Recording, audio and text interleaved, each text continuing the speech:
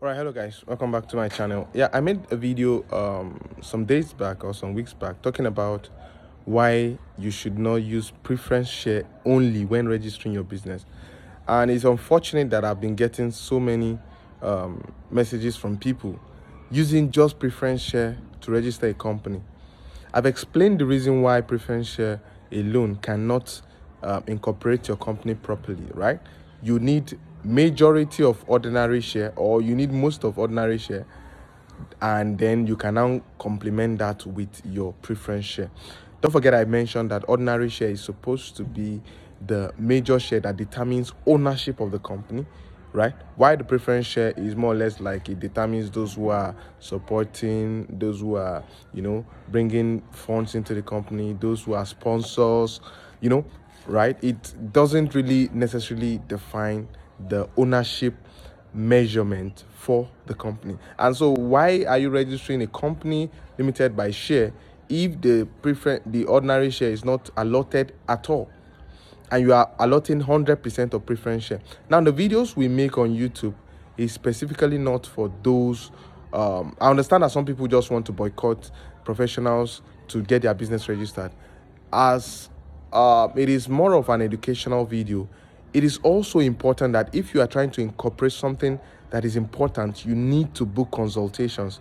At the least, if you can't give it to someone else to do, book a consultation session for someone to look into the registration before you go ahead and pay.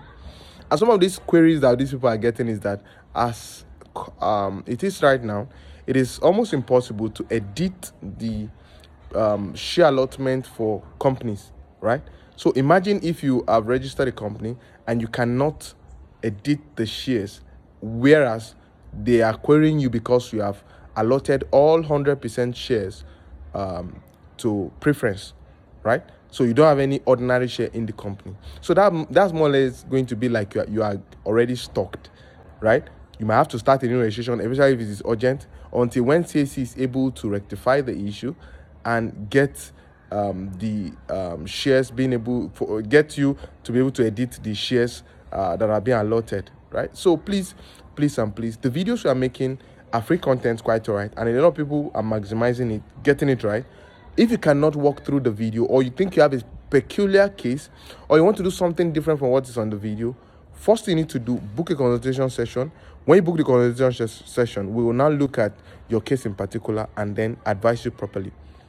Otherwise, the videos are meant for educational purposes and also help you to navigate the process. Meanwhile, there are more advanced courses that we have made apart from these videos, right?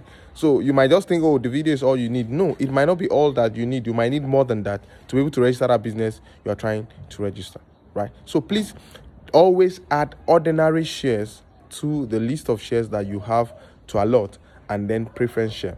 And I've also advised that when allotting those shares, the ordinary share should be more than the preference share. In fact, for my companies that I incorporate for my clients, I don't even put ordinary, I don't put preference share, especially if I'm having just one director, right, or one shareholder. So I just allot 100% ordinary share because they own all the company 100%. And sometimes I ask them if they are intending to have investors in the company. And if not, most companies in Nigeria don't really see future for investors. So if investors want to come in later on, you can now create more shares in a preference share and then allot to them, right?